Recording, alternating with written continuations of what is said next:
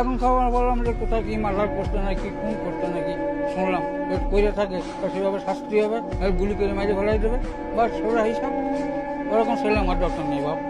আমার আর অন্য কোনো প্রশ্ন জিজ্ঞেস করে না, আমার মাফ করে নাম বলা হবে, নাম বলে রাত্রিবেলা আমার খুব হাজবেন্ড কখনো কষাই ছিল না, আর ওর যত ফ্রেন্ড ছিল ওরা অন্যদিন যতগুলাই ফ্রেন্ড ছিল কষাই নেই।